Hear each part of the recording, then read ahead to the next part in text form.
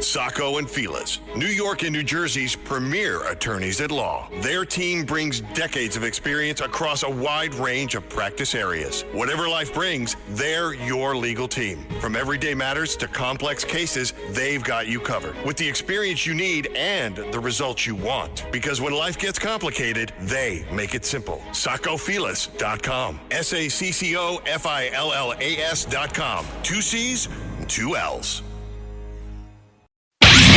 In the squadron, they called him Bullets, but we call him Greg Kelly. Greg Kelly is on the air on the Red Apple Podcast Network. Hey, guess who's in touch with me? Federal Officer Jake Lang. He's a Fed. I really do believe so.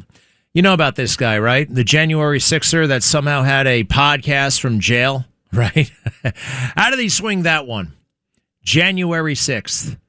He stayed in jail, seemed to like it in there. Was always kind of complaining about, what? He just seemed to bask in the coverage. He didn't want to get out. I think the guy's a federal officer. I really think that the guy might be working for the government in an effort to, maybe make MAGA look bad, make the other January 6ers look bad. I want nothing to do with the guy. All right? Jake Lang, leave me alone. Stop showing up unannounced at radio stations and TV stations demanding to be covered. You're a fool. All right? If you're not a federal officer, you're just a jerk. You are a bum, a spoiled brat. You don't seem to have a job as far as I can tell. Who the hell does this kind of stuff? Showing up with the meat outside of, what was it, Gracie Mansion and the rest? It's just a dangerous guy. Very strange. Making a lot of people out there look bad.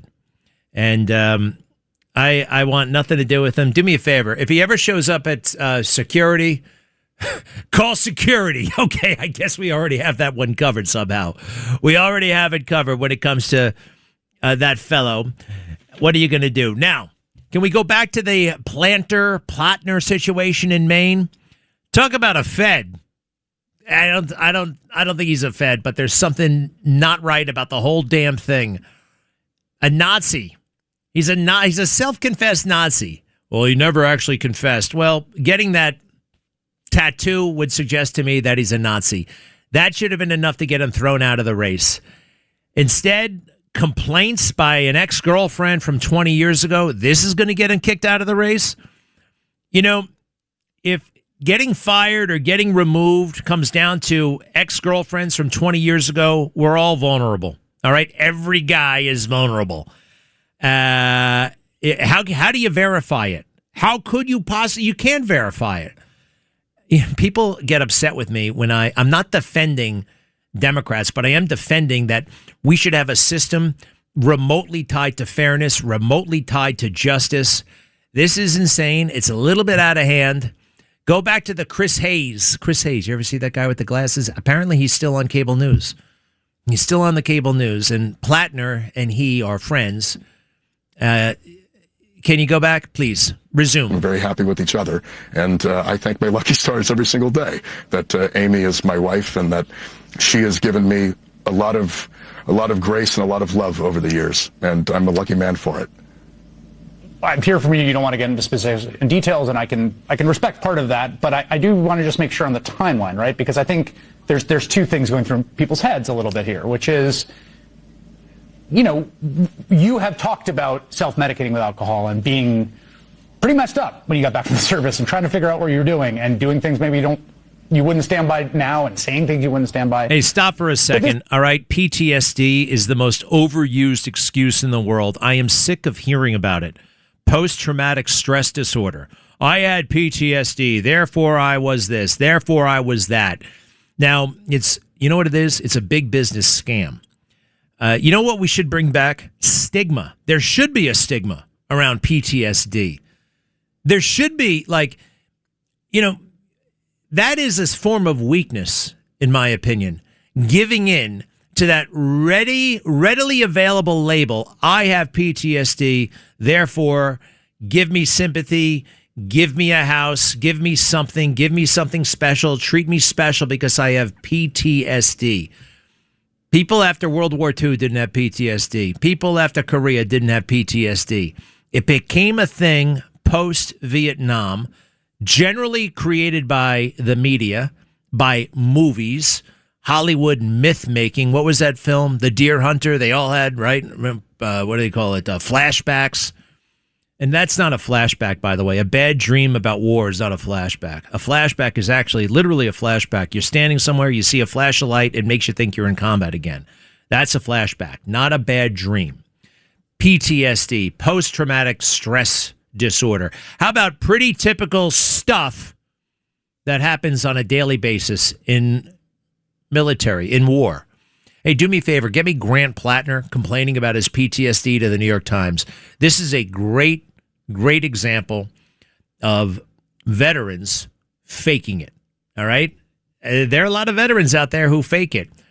And in a way, they're not responsible. Well, they are responsible, but there's so much of this, I don't know, this like corporate-driven sympathy. Oh, support the troops. Support. They don't really mean it.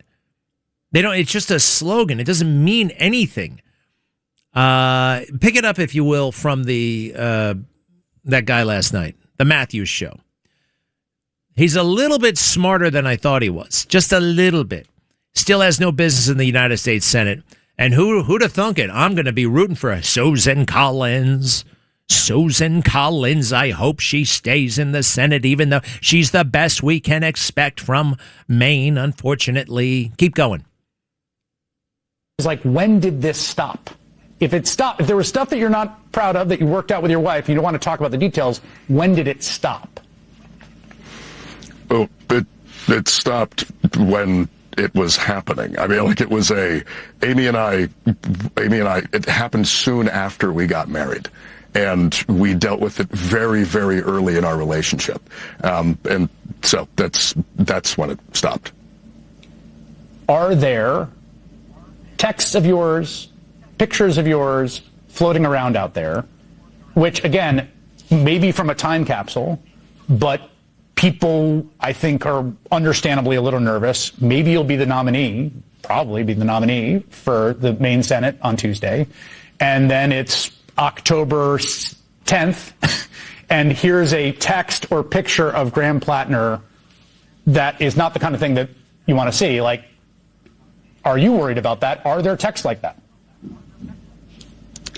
I'm not worried about it. I mean, I went, as I've talked to him, I went through my life through a number of years struggling and not exactly acting with the best behavior. All right, stop for a second. I read a statistic recently that more than 60% of the country has sent or received a message sexually charged designed to excite either the sender or the recipient or both. It's not exactly ideal. It's not exactly something that was happening all that long ago, 20 years ago. Can you imagine who was doing that? People to and from prison. That was a big thing with prisoners, writing these kind of sexually explicit notes from prison. I can understand that scenario. The idea of sending somebody a picture in 2000, the year 2000, you have to take the picture. You'd have to go to Photomat. You'd have to have it developed. Nobody was going to do that. I mean, nobody. And now it's 60% of the population, maybe even more, depending upon your age. It's, I don't know. It's, am I the only one who's trying to like put this in a little bit of perspective, a little bit of possibly reasonable perspective? But the reason really I can't stand this guy is the PTSD crap. All right. You can go back to that New York Times thing. And this is how he makes women swoon. He doesn't have to sex them. He just has to tell this woe is me story. Oh, Iraq. Oh, get out of here. Go ahead. I was also diagnosed with PTSD. And for me, you know, I can remember exactly what happened and that caused the sort of cascade. What was it for you? It was 2006, and it wasn't a specific moment. I'll just be, I think That's not actually true. Oh, man. Just trying to make it up. I'm sorry. That's okay. She's charmed by this guy. She is into this guy. You know, when liberal women for some reason are drawn to men, sometimes they think who show weakness. Like this guy. This was part of his little, why do these guys show up at ICE facilities protesting? Half of it is the girls. Half of it is the liberal women they want to meet. All right, Graham Plattner, I don't know. At this point, I don't care. Susan Collins is going to be sent back to the Senate, which is its own kind of nightmare, right? And she'll rejoin Murkowski and Tillis and McConnell and the rest of them, right? Trying to stick it to Trump because you can. And now it's 2026. We're on the verge of, once the midterms are over, Trump is a lame duck. Let's face it. That's it. That's how they'll portray him. And these guys are kind of feeling their oats. How is it that we have term limits for the president of the United States and not for Mitch McConnell? How is it that we have term limits for Donald Trump and not for Hakeem Jeffries? They can go back. They can stay there. Literally forever. You go to the State of the Union. Everybody in that room, not one person is governed by term limits except for the president. That's wrong. The Supreme Court justices for life. Everybody else, essentially, for life. Now, the answer to this is not more term limits for other people. I want to get rid of the term limits for president. I want to possibly expand the term of office to 6 years instead of 4, because it's impossible to get anything done under the threat of re-election and the damned, what do you call it? It's the logistics, the legwork, the fundraising that goes into getting people to like you. It's constant. The media, no help whatsoever. They don't care about policy. They only care about horse race, who's up, who's down, poll numbers, fundraising numbers, the gossip of it all. That stuff is easy. You can understand that. A bunch of kids in a high school cafeteria can understand that. But going deep into policy, into history, into knowing what these laws actually do. I couldn't believe it when I found out that they don't read the laws. They don't. And weirdly, they're too big to read. Nobody can read 5,000 pages. It's impossible. You heard about the latest thing at New York. They have rid the legislation, pending legislation, of the term mother and father to what? Gestation and non-gestating person. Those of us who thought that President Trump, once he got in office, the rest would be easy. Wrong. He is one man, and he is a great man, and I love him and what he has overcome and what he has set in motion. He has done so much and continues to do so much, but we have to pick up the slack, and there's a lot of slack to pick up. One other thing, Robert F. Kennedy, not junior, but senior, was the least qualified person for any cabinet position possibly ever. I don't think he even passed the bar.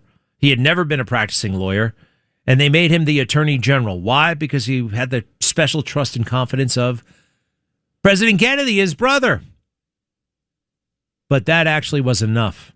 Robert F. Kennedy Sr. may not have been qualified on paper, but he had the right temperament, he had the right judgment, and he was doing everything he could to help his brother, who was the president of the United States. Robert F. Kennedy kept us out of World War III.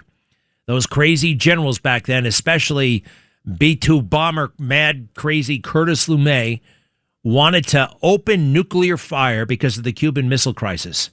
They wanted to go nuclear. Robert F. Kennedy and his brother were the ones who kept us out of it.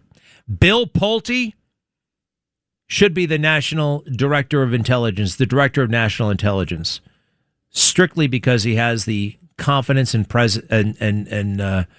the confidence of the President of the United States. He believes in him, and that's all you need. That and a good head on your shoulders. Any more time in the swamp will corrupt. I'll be right back. Greg Kelly on the Red Apple Podcast Network. What do you want, Mike? Hello. He's in Virginia. Is he there? Hello, Greg. I'm charging my phone. I apologize. No problem. What's up? Where in Virginia are you? Hey, long time no speak. Always a good show. Hey, sir. Hold on a second. Where in Virginia are you? I'm with my cousin right now. I'm at gosh. Roanoke. She's not doing well. Roanoke. Yeah, I'm very intrigued by that. You know what really throws me is that great big peninsula on the other side of Virginia. You know what I mean? It's connected to Maryland. It's really interesting geographically. So what's up? Well, all the things that need to be said. Mandami, I said it before on other shows that whatever, I don't call that much, but don't show your face, Mandami. 25th anniversary, 9/11. I knew 5 people who died, and 3 weeks later, I volunteered at 9/11, a day I'll never forget. And it's like it's rumbling all over the country with fights, infighting, and who's undermining Donald Trump left and right, the far left psycho Democrats and everything else, Greg. But I got to ask you this. I mentioned to the gentleman picked up the phone. You remember my dad? Okay, I'm going back to Long Island in a couple of weeks, and I wonder if Leo's is still there, Greg. Oh, that bar on Long Island? I think so. But all right, Greg, I think so. I'll listen, see you later. Yeah, Leo's. I think so. I don't know. Hopefully they closed it. By the way, too much underage drinking there back in the day. Let's see here. Steve, hello. How are you? Hey, Greg. This whole issue with the women making baseless accusations against men years after the fact, and I understand this is personal to you. I get it, but Eric Swalwell. Now, what the hell kind of comment is that supposed to mean? You mean when I was accused? Is that what you're beating around the bush about? Yeah, but I actually, you know what? I still have the wounds from that one. But anyway, that was actually compared to that's part of my story. I mean, look, that made the news. That's I got to live with that whole episode. But I'm talking about a person who had a regular date. Nobody called the cops. For 15 years later, they tried to make a federal case out of it. That's crazy, man. And I don't care if you're a Democrat or a Republican. I don't care if you're Plattner or Eric Trump. That's unfair. Agree with you, and I believe the accusations against you were baseless. I believe you. My point with Plattner and with Swalwell is this: simply, we're missing a golden opportunity to call the Democrats out.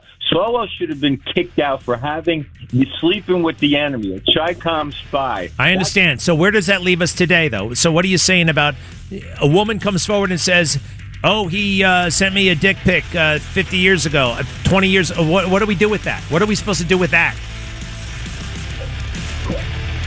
It's not easy. It's not as easy as you think. It's not.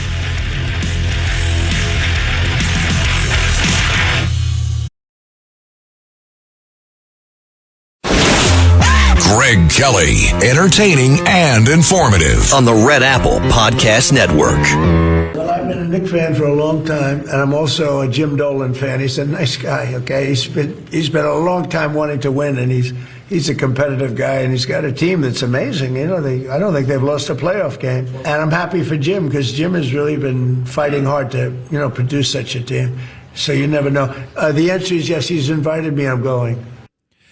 That's beautiful. That's beautiful. Look, I'm not a big basketball jamboree fan, but it is kind of cool that it's happening. I wish those slouches would stand up straight, put their hands on their hearts when the national anthem comes down. But, oh well, can't get everything in life. Hey, I'd like to bring in one of the greatest political minds I know, Rob Astorino, the former county executive of Westchester. He won that as a Republican, made a very credible run for governor against Cuomo. Unfortunately, New York made the wrong call back then, but Rob is a very successful broadcaster and beyond. Rob, welcome back. How are you? Crazy times. Good, Greg. I hate that kind of setup. Now I have to try to be smart on the air. You do it without even trying. You guys are all modest and everything like that. Hey, look, number one, I do not like these Republicans on Capitol Hill, these Senate Republicans. Now that President Trump is on the way out, and that's what they are wishing for, they're really sticking it to him now. I'm talking about Tillis and the rest. is this. I see it as they want Trump to be a lame duck, and they really are sensing an opportunity. Is that what's happening? Well, it's a transition period. I mean, really, once the midterms are over, it all turns to the next presidential race. And I hate to use the term lame duck, but I mean, Trump is going to start losing some power, whether he likes it or not, because they're all going to start looking towards who the next guy is going to be, or woman, but whoever the next president is going to be. And I think at that point, you're going to have some of the Republicans who are going to kind of think of the next election and who they're going to align with. And, some of them think the MAGA movement is just about Donald Trump, the person, and not the movement of, so many Americans. So I think, unfortunately, it's going to be a natural kind of progression in politics. But now you got others like, Bill Cassidy in Louisiana and John Cornyn in Texas, who really feel they owe nothing to Trump in the next, 7 months or so before they leave office, but they're still voting. And then, as you mentioned, you got Tillis in North Carolina. You got Collins, who's trying to walk a tightrope to get reelected in Maine. Murkowski, I don't know why she doesn't just become a friggin' Democrat and get it over with, but she's still there. Rand Paul every now and then is a pain in the ass. So you got a coalition of Republicans who are going to be the biggest problem for John Thune, who I don't think is the greatest leader anyway, and Trump. How about this? The president is the only one in federal government who's term limited. And when I look at it and when I think about it, I know we all like term limits, the idea, but I don't like it for the president. I think it doesn't seem fair to me. And there's too little time for him to actually govern. You got to worry about re-election. You got to worry about midterms all the time. I don't know. What do you think of that? It's so hard to get rid of an incumbent, but I would be okay for not having no more than 2 consecutive terms. And then you're okay. Then you're free. You got to get out for, a term, and then maybe you can try to come back. Something like that, I think, would be a decent compromise. It's like Virginia, right? You're only allowed 1 term. You're literally a lame duck. The minute you become governor, you're only allowed 4 years, and then you got to get out. But then you can try to come back again if you want a term after that. Maybe that's a better compromise. We have this Graham Plattner. We're going to run a little bit of sound. This is the Democrat running for Senate in Maine. Listen to this guy, if you would, and just give us your take on him. Pick it up from the Chris Hayes, okay? Carlos, go ahead. Is really something quite spectacular. It's very new. And I think one of the reasons why it's worked so well is because I have been very open with the people of Maine. I go all over the state. I've held over 80 town halls, and I answer questions from Mainers regardless of what the question is. I've made myself very accessible to people, and I want them to know about my struggles because I firmly believe that if you believe in a transformational politics, you got to believe in the ability for people to transform. And my journey is one of transformation. All right. I think the guy's kind of full of it, but I don't like necessarily people being taken out by the party. Like the party. This guy was a Nazi. We kind of knew he was a Nazi. That was okay with the Democrats. Now this thing in the New York Times, it doesn't seem legitimate. And I don't know, very disturbing way of running a party over there. So, it's like the parallel to the Bidens, right? Once he had that disastrous debate, they knew he would lose. And so they got to stab him in the face and stab him in the neck and stab him in the heart to make sure he's dead. So somebody else can possibly win. That's the media's job, right? They're aligned with the Democrats and the party. So it seems like a little bit of that is going on. But honestly, they're circling around Plattner, the Democrats still in Maine. The media has basically given him a pass for the most part. And, don't you just love these Me Too women and all these other libs in places like Maine and nationally? And how about Chuck Schumer, the highest-ranking Jew in America, who's standing by the Holocaust guard? It's unbelievable, but that's where they are. As long as he will carry their water, he can stay. But I think there's a lot more to come out. In fact, I know there's more to come out. I think what could trip him up is depending on how the women who have been sexting with him and other stuff on that app Kick and whether or not any underage. That could be his biggest problem. The other stuff like the extramarital, nobody cares about that anymore, unfortunately. None of that matters. Certainly with the Democrats, there's no morals or ethics left in that party. So they're happy to live with him as long as he can beat Susan Collins. They're happy to live with him. I would imagine his chances of beating Susan Collins have got to be going down. I don't know what those polls say. They have changed a little bit. Yeah, I mean, he had about a 10-point lead over Collins. That the last poll that came out, I think it was yesterday. She's down to 6. But remember, in 6 years ago, Collins was a dead duck. She was down by, I think, double digits heading into the election, and she won by 10. So I certainly wouldn't count her out. And, the primary is Tuesday in Maine. So, I mean, it's a semi-open primary, so independents could vote. Janet Mills, the governor who started to run for Senate, she's like totally out of gas. She's like way up there in age, and she's just a terrible candidate. But she's kind of sitting there hoping something explodes over the weekend and maybe she could get voted in, as the nominee. I highly doubt that. The lunatics are so happy with Plattner for all of his shortcomings. None of it matters as long as he keeps talking bad about Trump. And so many people have been exposed. Chuck Schumer. Yeah. Chuck Schumer writes a book about anti-Semitism, and he's keeping. He's nowhere to be seen in moments like this. It's really a disgrace. How do you size up 2028? I know it's early, but 2028 on the Republican side first. What do you see happening? I know there's talk of like J.D. Vance not running. Like, let's skip why? Why would he do that? You don't leave when you have a shot to win, and because you never know when you're going to get another shot. So, but I don't think it's a foregone conclusion that he will be the nominee. I think the odds are he will because he's running around raising all the money. He's the sitting vice president. But I think Rubio has impressed a lot of people, I think. So whether or not he says, you know what, I got to take this shot too. I know he says we're good buddies and all deference to the vice president, but you never know. And I don't know where DeSantis comes in at this point. I think he's done just an amazing job as governor of Florida, but I don't see him in the top 2. I just think it's a battle of 2 right now for the Republicans. And I could live with either one of them. Right. No, me too. There's something about DeSantis. I don't think he's ever going to be president. There's something just a little bit off about him. Yeah, he's awkward. Yeah, and it comes through loud and clear, in my opinion. And on the Democrat side, I know we're not experts on the Democrat side, but, Kamala Harris, Newsom, it's not an impressive lineup, is it?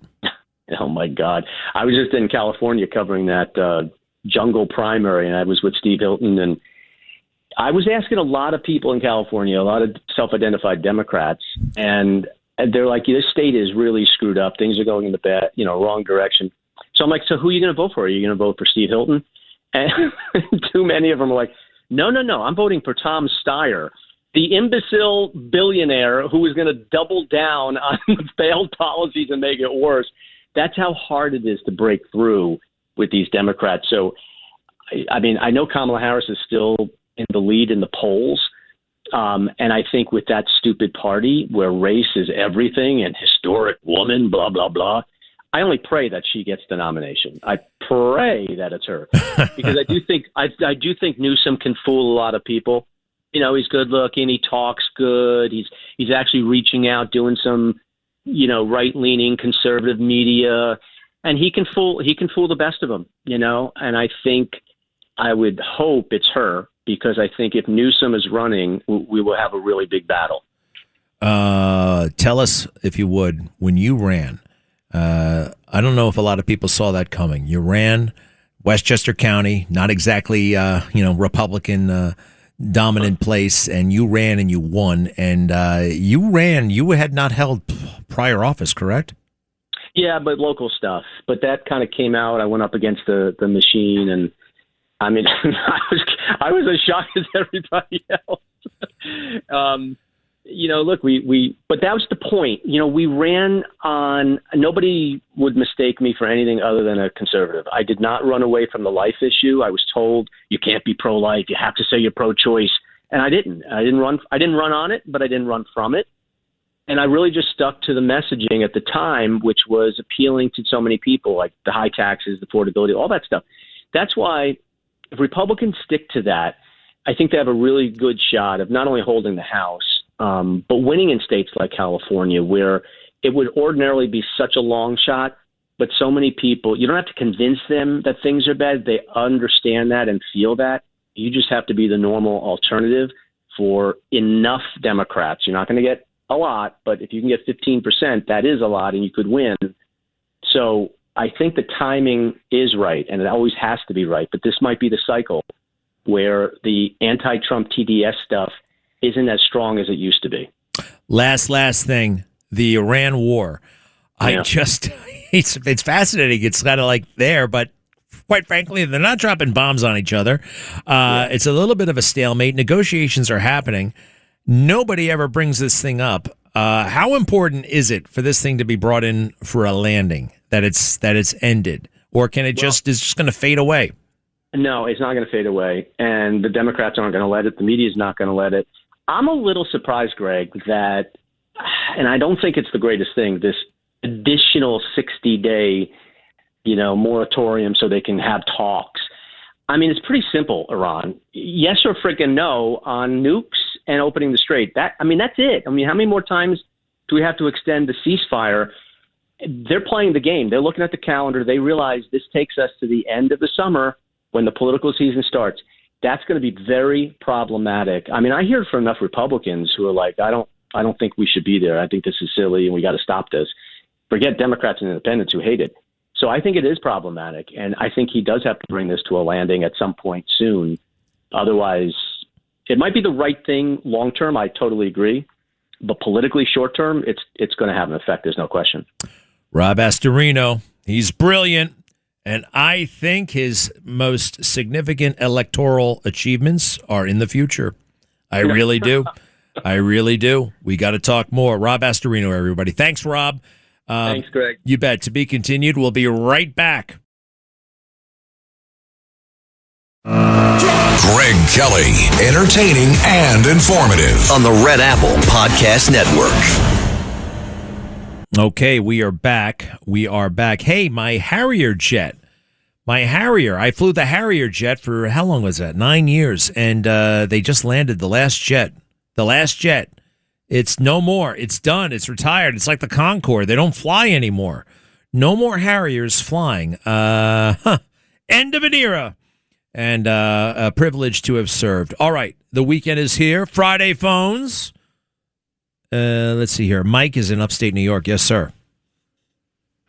Is he there? Greg, yeah. Greg, we've spoken many times. The last time I called, it was about you digging into the Muslim stuff in London, and that's exploded. That was about a month ago. I applaud you on this NBA anthem stuff. Type into your computer Buzz Williams Virginia Tech anthem. The significance of it is he was the head coach at Virginia Tech, and he was disgusted with the way his basketball players were acting during the anthem. And he did an entire reenactment of the anthem with military people standing there to show them exactly how they should stand. And as he said, you don't have to sing, but for the 2 minutes and change of the song, you are going to stand at attention. And in large part, what you said about the conduct of those guys during the anthem is disgusting. And I would beg to differ with you. If any of our players went overseas to play any sport overseas and acted the way that the star of San Antonio did towards someone else's anthem, they would be kicked out, let alone lynched. So, well, we don't want to lynch anybody. We're not going to. No one's going to be lynched for that. But yeah, no, I get it. By the way, Buzz Williams. I'm going to check it out. It reminds me a little bit. Was it Coach Wooden? Is that his name? Who was not Wooden? Who was the coach at Syracuse? Longtime coach at Syracuse. Do you remember that guy's name? Boeheim. Boeheim. He actually, at one point in his career, I think he asked for a penalty against Syracuse because of how the fans were acting. Do you remember that? Oh, yeah, for sure. I mean, that was a different era where the coaches took responsibility for not just the kids, but the fans. But I think if you watch that Buzz Williams Yeah, I'll check it out. No, I thank you very much. I will. Very interesting. And thank you, sir. Let's try. Russ in White Plains. Yes, sir. Hey, that creepy perv that's traveling from South Carolina to Long Island to pick up underage girls, you should turn his number over to the FBI. Now, who the hell are you talking about? And where do you come out of left field with this stuff? What? Mike of South Carolina. You said Leo's is closed because it was a bar with underage girls, and he's traveling from South Carolina. No, shut. You know you're being a jerk now. You're being a jerk on purpose. I'm just saying that, I don't. This is like 40 years ago, underage. It wasn't children. It was high school kids trying to drink. All right? Not an underage thing, Russ. That's very perverted on your part. All right? Take that back. Can I finish? Yeah, can you take it back? Take it back about that pervy creep? He's not pervy, you jerk. I'm telling you right now, he didn't mean anything. I'm the one who brought up the underage.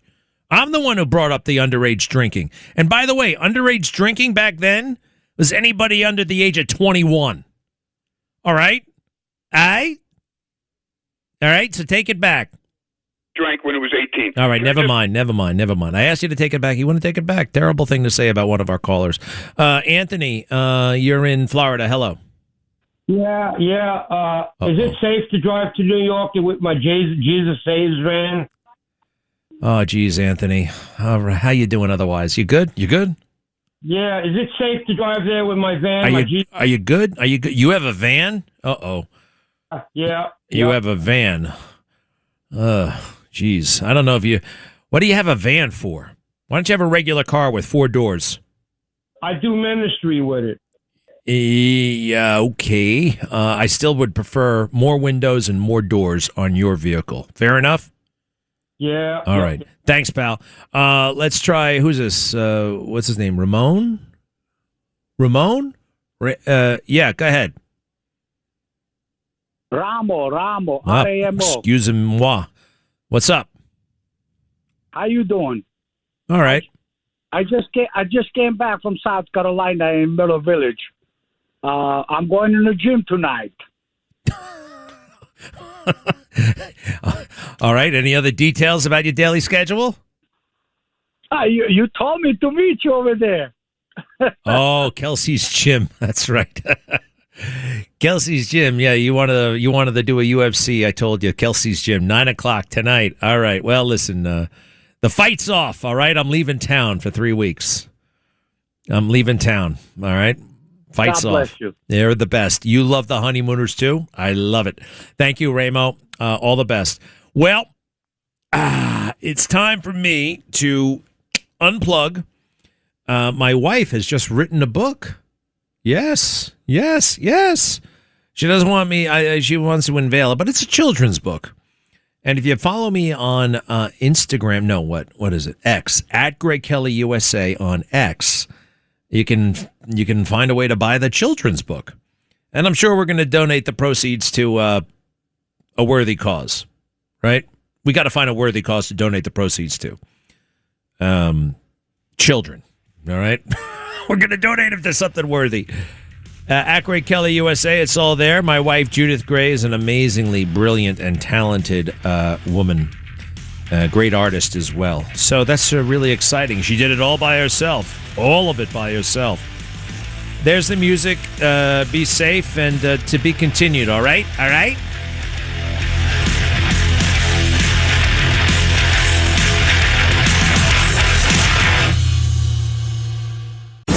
Thanks for listening to The Greg Kelly Show. You can hear The Greg Kelly Show weekdays at 12:15 on 77 WABC. If you like the podcast, share it with your friends and listen anytime at WABCRadio.com and download the WABC Radio app. Hit that subscribe button on all major podcast platforms. Plus, follow WABC on social on Instagram, TikTok, Facebook, and X. See you next time for a new episode so you never have to wonder. What the heck is going on here? Roger Stone here. Your dollars are losing ground, but gold isn't. American Sovereign Bullion helps you protect your wealth through real, tangible assets. Through their nationwide wholesaler network, you get some of the best pricing on gold and silver delivered straight to your door. Since 1912, the U.S. dollar has lost 97% of its purchasing power. Meanwhile, gold continues to prove its strength. So call 844-272-2428. That's 844-272-2428. Or visit dyingdollar.com to request your free gold and silver guide. That's dyingdollar.com.